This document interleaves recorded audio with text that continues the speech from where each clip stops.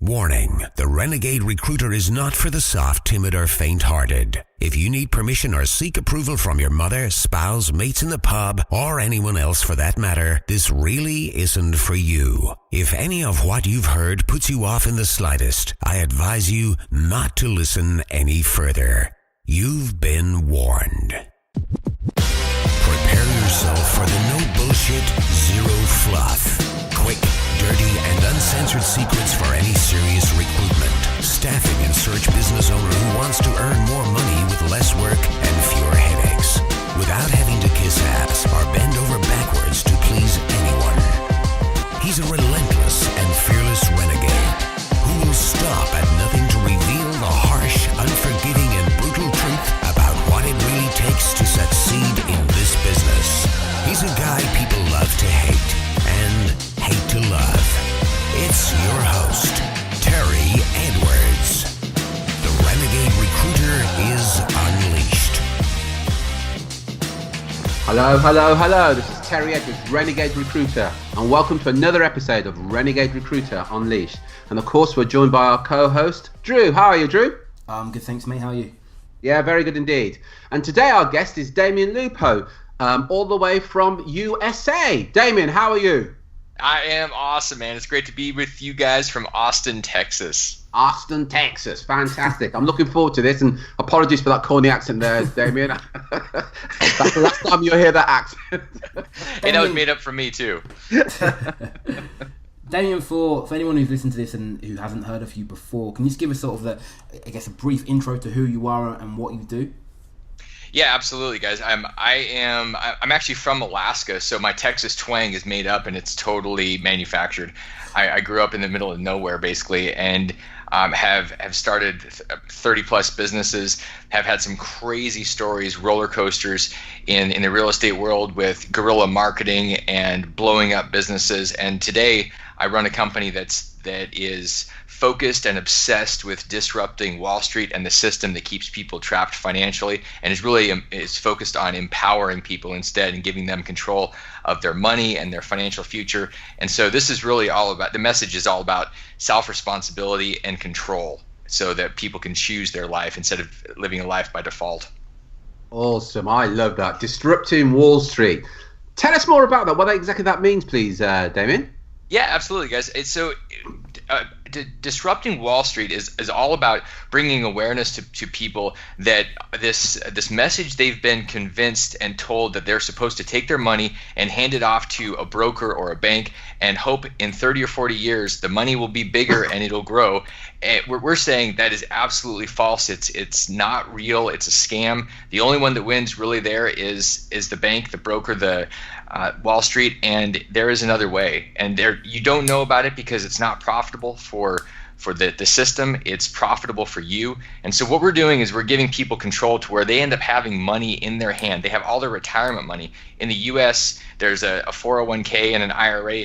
Typically, that's invested in stocks and mutual funds. And what we're telling people is, hey, you know what? There's a whole world of investments. If you want to get out of Wall Street jail and you want to take that money and be able to invest it in businesses, in maybe marketing or in real estate or gold and silver, all these cool things that you control, you can do that. And they go, wait a second, what? I didn't know I could do that. That doesn't sound real or right. And what we're doing is educating people on that option, giving them the tools and the confidence to go out there and invest and create that future without Wall Street knocking them down and stealing what they've put in with all their fees and the limited options that they're told that they have. Brilliant. Excellent. Yeah. And I mean, Damon, I do want to find out more about that as we sort of go through the interview and also more about your background as well. But I mean, before we get into the core content of the interview, can you tell us something that most people don't know about you? So an interesting and funny story that you perhaps don't share that often with a sort of a bigger audience like this. Yeah, gosh, all the stories. How many times have I defied death? Or, let's see. So one of the things that most people don't know about me is that in my 20s, I was a real big adrenaline junkie. So that included going high rates of speed with things like I bought a Ferrari one time, and so I decided I needed to go real fast in that thing. I went even faster when I was skydiving. So I decided to take up skydiving, and I jumped 4 times. The first time I lost my right arm. The second time I lost my left arm, and the third time my chute failed and I had to use the reserve. So if that wasn't bad enough that I almost died hitting a power line on the way down, I jumped a fourth time and I actually landed okay. But when I landed, I was all excited and thought I didn't die. My arms still work. And then it found out that the space shuttle had exploded over me when it was re-entering the atmosphere over Arizona and Texas, and I realized the universe was telling me to stop jumping out of planes. This is a bad idea, and next time we may end up in World War III. So I gave up skydiving and focused on other things. So I'm going to share something. If you'd given me a call and told me you were going to do that, I would have given you that message. Don't do it. Where were you 10 years ago? Golly. But you're a real adrenaline junkie, though, aren't you? Fast cars, skydiving. What's wrong with you, man? Yeah, well, you know what? I think that's part of being 20 and full of excitement and not realizing that you're mortal and that you actually can get run over by a train. Yeah, totally get that. And have you, if you're my asking, have you kind of calmed down? Do you seek that kind of adrenaline now? You know, my adrenaline is picked up in other places. I've definitely created. It's a calmer, gentler version of me. I teach martial arts, and it used to be about flipping up in the air and crashing down as loud and hard as I could, and now it's more of a gentle approach, and I get every bit as much fulfillment out of it, but I can actually walk the next day, and so I don't need to go 200 kilometers an hour and try to run into a wall. I'm happy standing still as much as I am free falling out of an airplane. Good, glad to hear it. And but by the way, just to let you know, because I suspect I'm a little bit older than you, Damion. A lot of that's to do with just getting older, and your body's thinking, I can't take this anymore. No, that's right. I realize that. I always laugh when I'm talking to people that are 20 years old, and I go, I remember when I was 20, and boy, you know, you'll learn. And I heard the same thing from people, so I think it's part of the passage through life. Brilliant. Excellent. Damion, tell us a bit more about your background. I mean, I know you've sort of had a sort of real entrepreneurial past, but tell us sort of where you started your entrepreneurial journey and how you ended up where you are now. All right, guys. So my original background, but like my first business when I first got going was really back in Alaska when I was 11, and I started up a Nintendo business. So that kind of dates me and ages me a little bit. I wanted to play video games, and when I wanted to play them, I didn't have any money, and my parents were basically telling me a lot of things about how we didn't have any money. It was a scarcity message, and I rejected that. I said there's got to be another way. So I found a way to go into the wholesale retail business with Nintendo games, hired my parents, and started making money and getting access to all the video games I could ever play. And so that was really what spurred this idea that I can create wealth and I can do it on my terms, and I don't have to do what everybody else does with their parents giving them an allowance or whatever people do to get money. And that just kept me hungry. And ultimately, I went to college, went to university, and that didn't work because I started a business in one of my dorm rooms, and the college said, you have to stop your business, because I was putting the bookstore out of business. And they said, if you stay in business, if you stay here, they're going to leave. And I said, well, this is paying for school. And they said, well, leave or shut down. And I decided to stay in business, and I left school paying for school in 3 days. And that just kept me in the mindset that I was an entrepreneur and I was not meant to be part of the system. So that led to getting into real estate, into that whole real estate investing world where you read one of the get rich quick books, you see a commercial on television, and you say, I can do that. And when you're 22 years old, anything seems possible. So I went out and started doing the real estate business, buying my first house on my credit card. And from there, it sort of went vertical and ended up doing a lot of business, bought 150 houses. And I got really, really, really smart in my own mind. I was the smartest guy I knew until the universe ran over me with a freight train. What happened? I'm intrigued. What happened?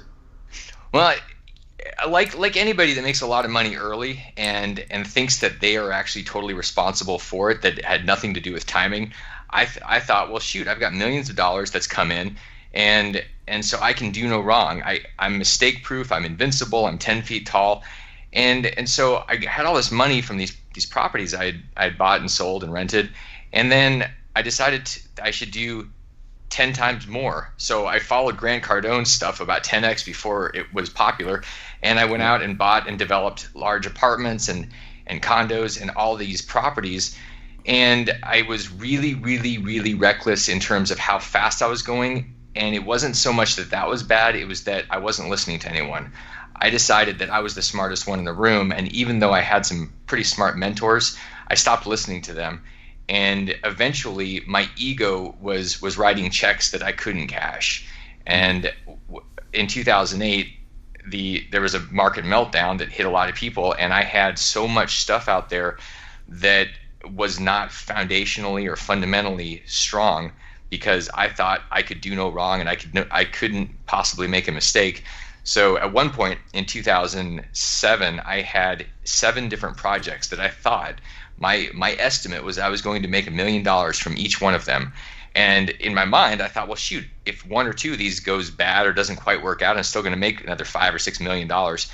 A year later, every one of those 7 projects had failed. And so not only did I not make the million, I lost $1 million-ish on each one of them. So it was a complete flip-flop. You can never underestimate or overestimate how wrong you can be.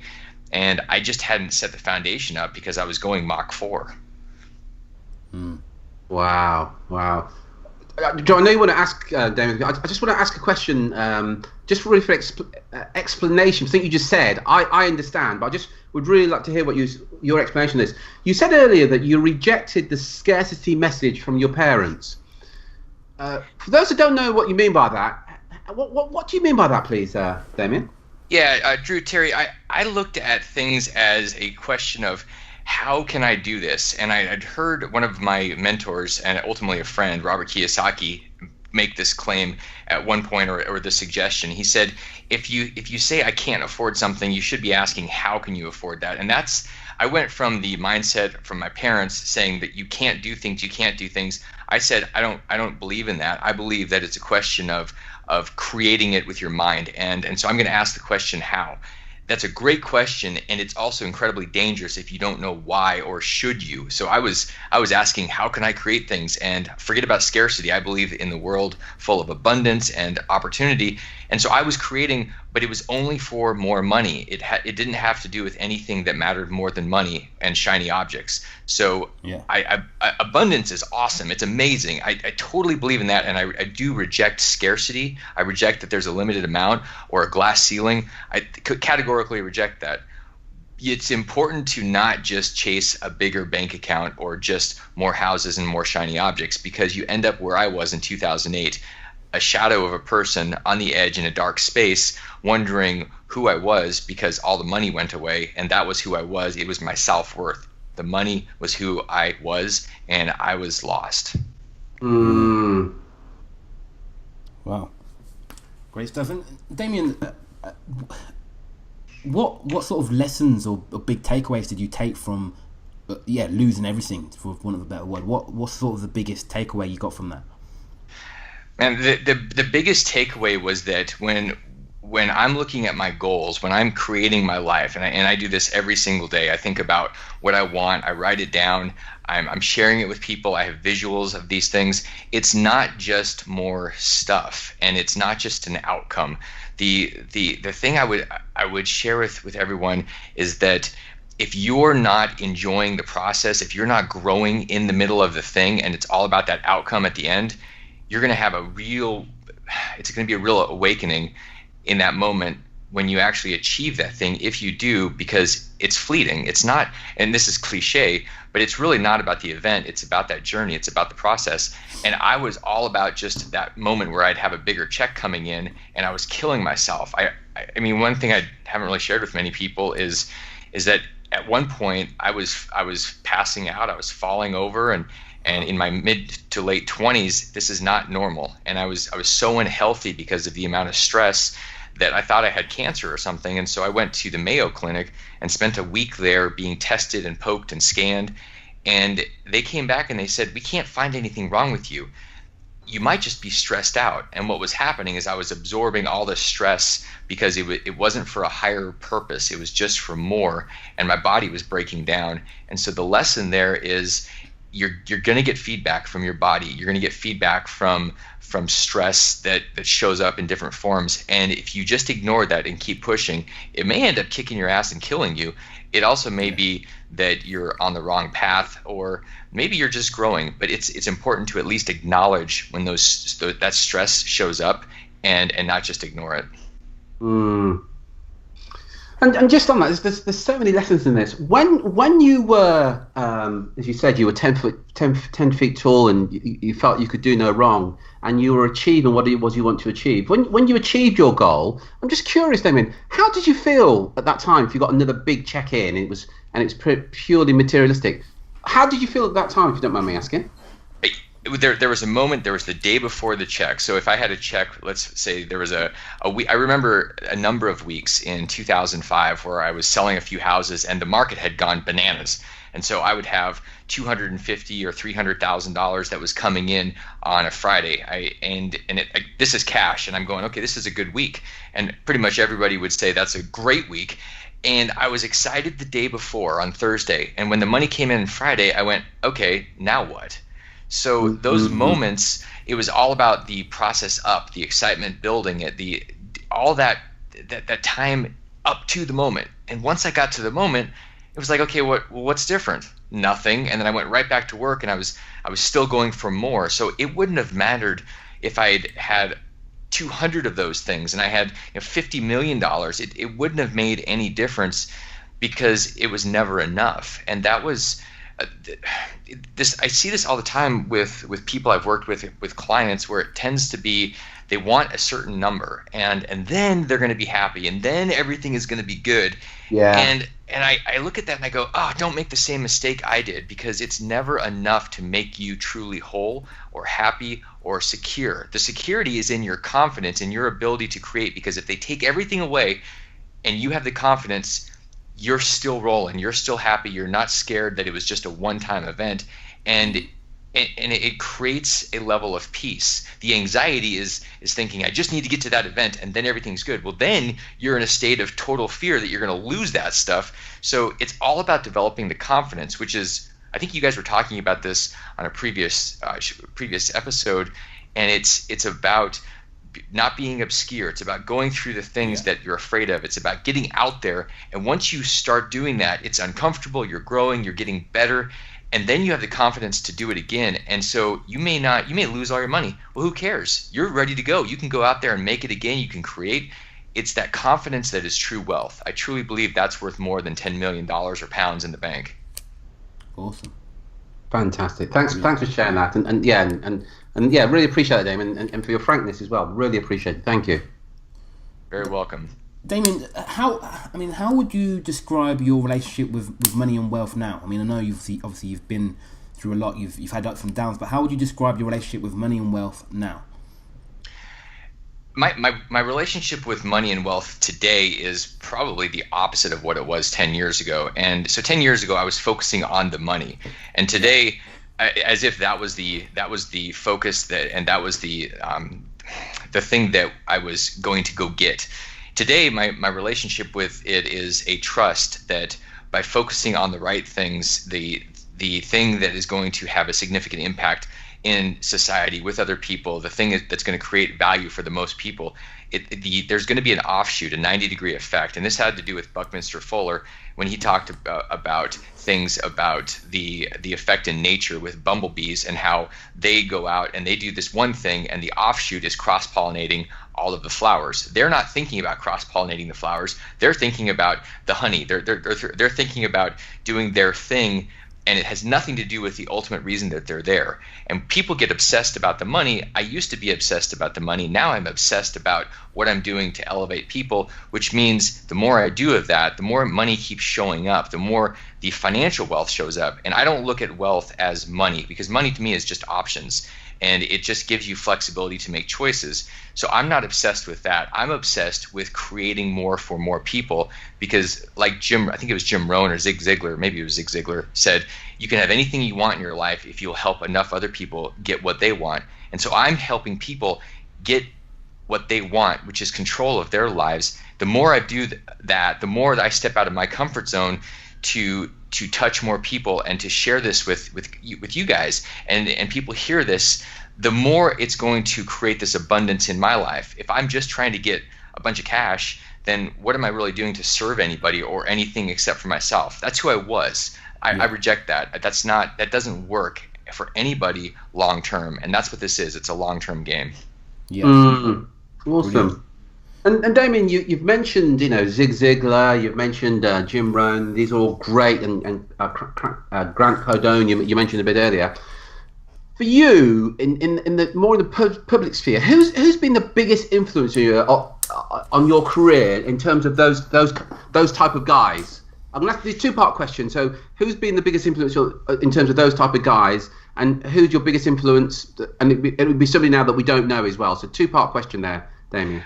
So there's two guys that have been huge influences in my development and who I study. Grant is one of them. I mean, I listen to Grant and I read Grant every day for an hour or two. I mean, I say the word obsessed all the time because I'm obsessed. I take that message and I run with it because I think it's so powerful, and I think we need more people obsessed. So I've been studying him for a while. The other one is Steve Siebold, and he's the mental toughness guy. He's one of my coaches, and I spend time with him, and he focuses on the world class, and it's a world class thinking and showing up the way that world class. And I'm not talking necessarily about rich people. It's beyond that. It's a totally different energetic level of being, and so I study him and pay attention to how he shows up and his philosophies. Those are the two guys that are influenced, that have influenced me probably more than anybody else, at least in the last few years. And the one guy you haven't heard about, but you would if you take a look at my book Reinvented Life, is the co-author, and his name is Christopher Ashby. And for years, he and I have been having conversations. He's the smartest person I've ever met in my entire life. I don't know anybody academically that is smarter. And in addition to the academic, the guy has 2 PhDs, a law degree, an MBA. He's a CPA. The guy has more credentials than Campbell's alphabet soup. I mean, it's out of control. and he's the most caring, loving person ever. So you bring that together, and it's truly exceptional to have the emotional and financial intelligence, and they're wrapped up in this one person named Christopher Ashby. Christopher Ashby. Well, yeah, I looked him up. Yeah, and that's really, I found really, and just something you said there, just really interesting. Grant Cardone. How long have you been following or been obsessed with him, so to speak? Gosh, I think that my first introduction to Grant, I think I've been studying him for the last, I want to say about 2 years, which is funny because when you study someone so hard, you're immersed, and it's like a language. I'm literally sitting in the middle of like Cambodia learning the local language, and it's Cardone language, and so 2 years could be the equivalent of somebody studying a language for a lifetime, because I immerse and obsess about what he says. I love one of the things he said, and this could apply to anybody that someone's studying it, and it is to not necessarily think that reading 100 books is the best plan, because you just bounce off the information and you're really not absorbing it at a deep level. It was picking something that really resonates with you and almost studying it like the Bible, like just really getting into it, read it over and over and practice it and talk about it with your friends, and really like the mastermind groups that people have. Having a book that resonates with the author and the energy of it, and going deep into it, and then just showing up and refining how you apply whatever is in that book. That to me is far more powerful than having hundreds of different ideas that you're sort of toying with and bouncing around with. It's going deep. Brilliant. Fantastic, yeah. Damion, talk to us about the green, or what you call the green and red arrows of wealth and poverty. Yeah, the green and red arrows. This is one of my clients earlier this year brought this up, and she said when she was invested in the markets, when she had her mutual fund, she had her stocks, every day she would look at the television and she would see that the market had done this or the market had done that, and there was a green arrow when the market went up, and there was a red arrow when the market went down.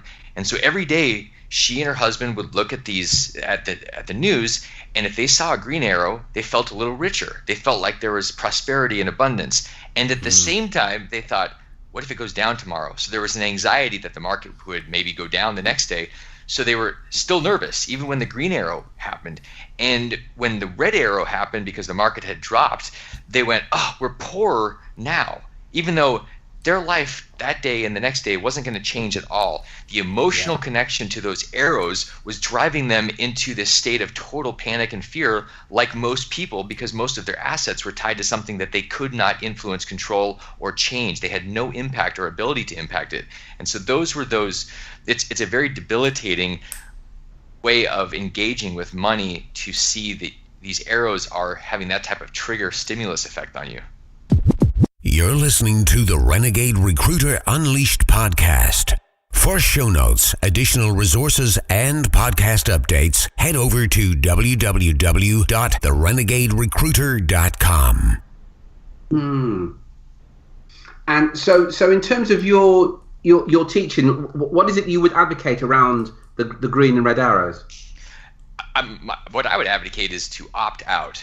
Guys, I want people to realize that they have a choice. They can say, I don't want to be a part of that system. I want to do things. Like, for example, I love real estate. I don't necessarily love the super inflated prices in a lot of stuff today. However, I love real estate, and it's because I can touch it. I can do something to it. I can influence it, and it keeps paying. It doesn't matter whether the house or the apartment gets really valuable or drops in value. There's still people that are there that are paying their rent. And so I like it because I'm not at the mercy of somebody in New York City or London or wherever that can manipulate things, and it's all about maybe that thing will grow to $1 million or £1 million one day. I don't care about any of that. So my thinking is, there's probably a lot of value in most people saying, I don't want to be a part of that. I want to be a part of something I control, that I make the choices. Awesome. Yeah. Fascinating stuff here, Dave. Sorry, Drew. Yeah, go on. Damon, I wanted to ask, what's your views on retirement? Retirement is like a 4-letter word to me. I look at retirement and I say, why in the world would anyone want to retire? This is one of those ideas that was an industrial age idea where people were looked at. Retirement was a time when you physically couldn't work in the mill or the field, and you were basically done.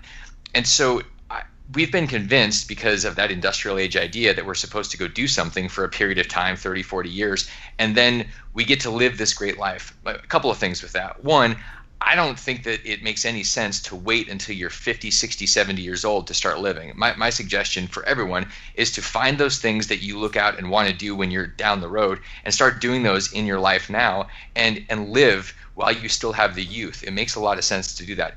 And two, this is a bigger philosophical thing and spiritual idea, that if you are focused on retiring, you're saying, I'm going to be done. And my belief is that if you tell the universe, if you tell the world that you are done, that the universe and the world is going to be done with you. And there's a reason that the average male in the United States in particular, the statistics that I know as to be fact, the average male is dead within 3 years of retirement, because there's no purpose, there's no drive, there's no contribution. It's about the contribution, and there's no stimulation for the mind. And so basically the universe says, okay, you're just taking up space at this point. And if you're just taking up space, you're in the way for people that are progressing and in a universe that's expanding and growing. So I reject the idea of retirement. When I hear that, I basically run. Yeah, and it's interesting actually. I have a number of friends, probably half a dozen friends, and some have done exceptionally well, and it's meant that they could retire in their mid-40s. I've got a very, very close friend. He retired at just under 60. All of them, by the way, hated it. And what you said that was really interesting, struck a chord. One of the things they talked about, they just lacked purpose. They said they will wake up in the mornings like, previously they run businesses, and they were kept very busy, and they had goals and objectives. And they said once they sold the business, it was like, well, you can only go on holiday so often. And it's interesting what you said there. You've really reinforced what they all said. They absolutely, and all of them, with the exception of one, have gone back into business and thought, do you know what? I worked hard for this retirement, but it's not what they really wanted. No, Drew, Terry, you guys, why would you want to work your ass off just so you could have an event where you made a bunch of money and then start living down the road? Why would you not want to integrate living the whole way through And what are you going to do? Go golfing or go crocheting for the next 40 or 50 years? Like, seriously, that's going to last about a week or two. Maybe it'll last a year. You've got to have something that's driving you, that's firing you up. And I mean, one of the things that I think is so profound, people that have gone through a process that are 40, 50, 60 years old have all this wisdom. And the richest place full of wisdom is a cemetery. It's a graveyard where all that wisdom is buried. I think this is one of the things that people can do, especially younger people, is to reach out to people that have retired. Give them something, an opportunity to share that wisdom, and then you leverage off of that so you don't have to go make the same stupid mistakes. I mean, mistakes are out there, but we don't need to make the exact same ones over and over again that other people have made. And then you start to give them a gift, which is allowing them to teach. It's my favorite thing to do. I love teaching and sharing. I don't love doing it with people that tell me that I'm wrong or stupid. Don't pay attention and don't actually do something with it. So there is this untapped wealth that is sitting in people that have quote unquote retired, and it is also a gift to them to start bringing them back to life before they stop breathing. Yeah, so true. Yeah, and by the way, you say, how long can you do crochet for? In my experience, Damion, for quite some while actually, and I do, and I quite enjoy it. But, Congratulations. Damion, what advice would you give to somebody listening to this who wanted to become financially free? What I guess 3 pieces of advice would you give to somebody listening to this who wanted to be generate enough wealth to be financially free? 3 things, guys, for financial freedom. 1, you've got to be really clear about where you are and where you want to go, and that it needs to be defined. It's the idea of a SMART goal, meaning it's got to be there have to be numbers around that. If you say I want to have lots of money, or okay, it's great. So like, what does that mean? And where are you today? If you're $8 million in debt, and you've got a job making $100,000 a year, you're going to have a problem. So you got to get real clear about where you are and where you want to be. And it needs to be the optics of it need to be very clear.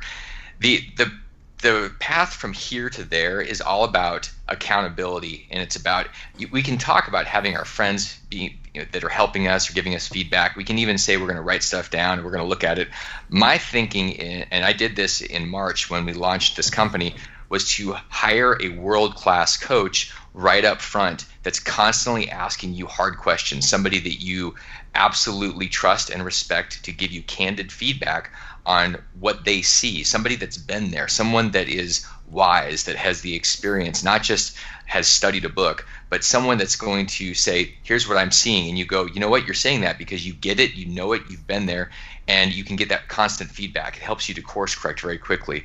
And the third thing with financial freedom that is the opposite of what's why I hate Wall Street, this whole idea of having a big pile of money. Financial freedom is not about just a big pile of money. It's about, and this is something that I've heard, and most people that have listened to Robert Kiyosaki have heard him say over and over, cash is trash and cash flow is king. Finding ways to create cash flow, because the reality is we're going to spend money. We're going to spend to live every day, every month. And so to create financial freedom, we need to have things, vehicles, and that could be real estate, it could be a business, it could be royalties from books, whatever, that's constantly paying us so that whatever we do this month, it doesn't matter. And here's what I mean by that. If I have $1 million that I've saved up or I've grown, and I make a huge mistake and I'm 60 years old and I decide to buy 4 Ferraris and I crash all of them and I forgot to get insurance, I don't have any more. I'm done. I game over. I'm toast. And I don't have time to rebuild that. If I have built up a portfolio of real estate and I'm making 10, 20, 30,000 a month, and I go spend all of that on anything, and I go, holy crap, I wake up hungover and it's gone, I'm going to have that same amount of money coming in next month. The cash flow is what matters. It's not about the cash. The cash creates anxiety. The cash flow creates peace. Great quote, that. Excellent. Cash flow is king. Awesome. So, I mean, talk to us a bit more about that. What are some things that we can invest in to create cash flow?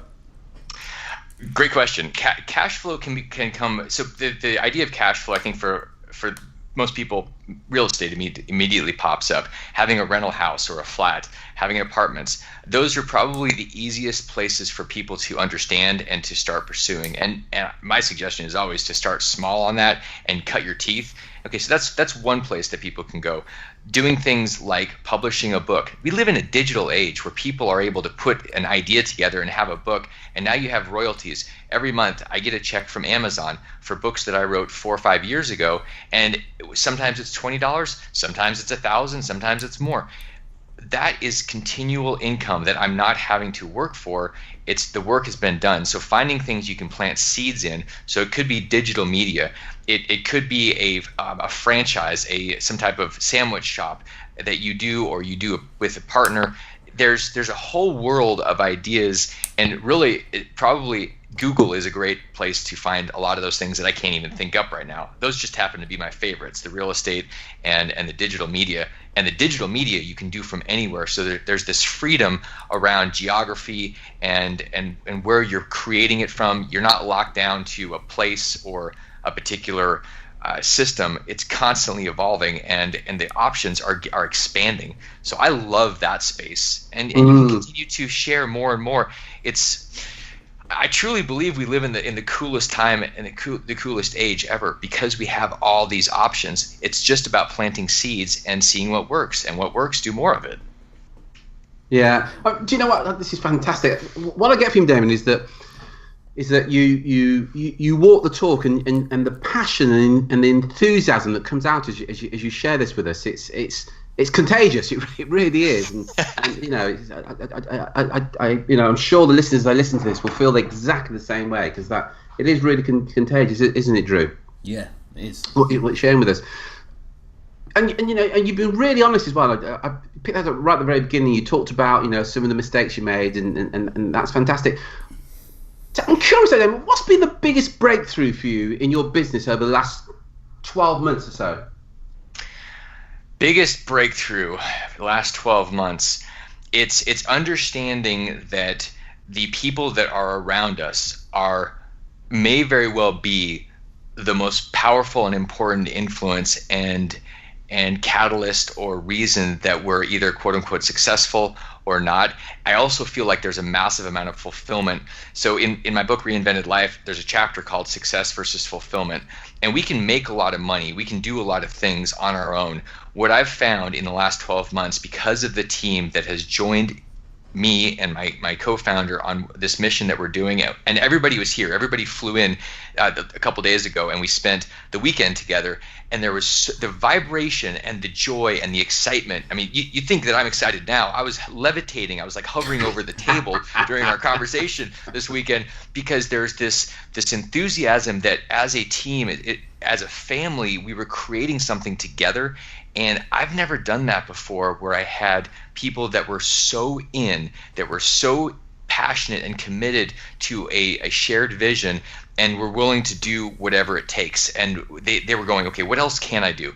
And it was just this, it was humbling to see people in that space. And I'm talking world-class people. There isn't anybody on my team that is not world-class. And that changes everything when you say, I'm not willing to have anything average around me. If it's average, it gets rejected. If it's scarcity, it gets rejected. I'm obsessed about world class. I'm obsessed about abundance. And by the way, the other one that I would highly suggest, the other person is, and endorsed like crazy, is Peter Diamandis, the one that wrote Abundance, because his worldview is so big and so optimistic with everything that's happening technology-wise.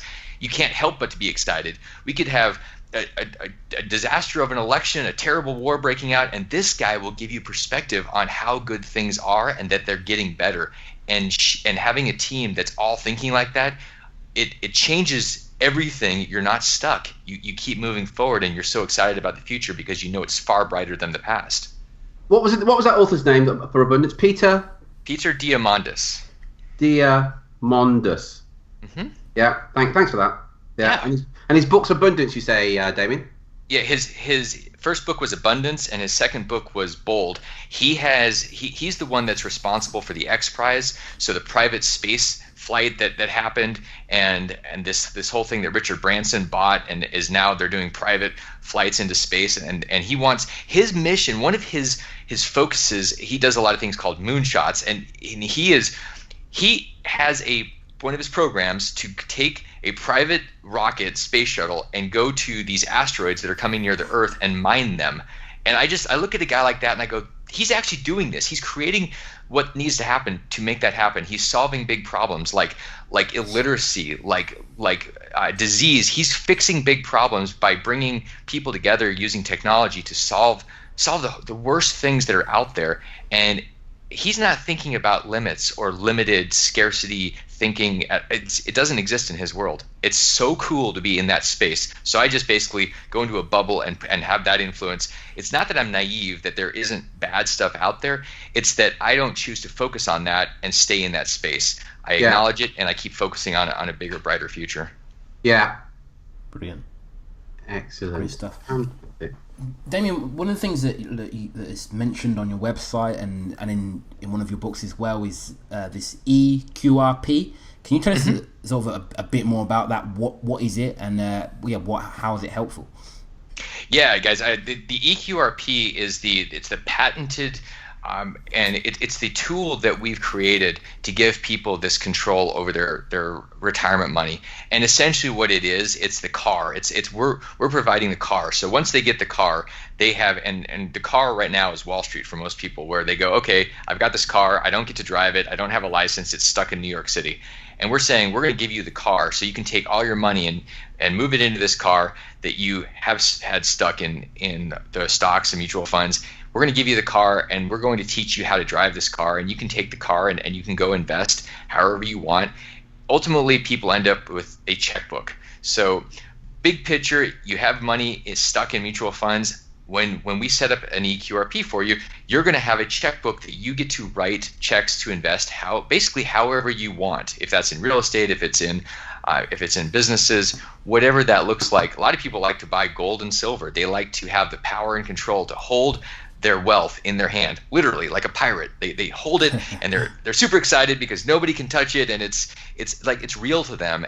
And this gives you that choice to be able to be in control and in charge, and nobody's going to be able to mess with it. Perfect. Very good. Very good. Excellent. And I'm kind of skipping about here, you know. I keep coming back to this because you share some gems, and you've shared some great authors, and you recommended books and so on. And earlier you talked about your the big influences on your life in terms of your business, and the likes of Grant Cardone, etc. Do you actually? I think I know the answer to this. When you shared that answer with us, do you have a personal one-to-one coach, or do you have a coach that looks at the business and works with the entire business, Damion? I do. I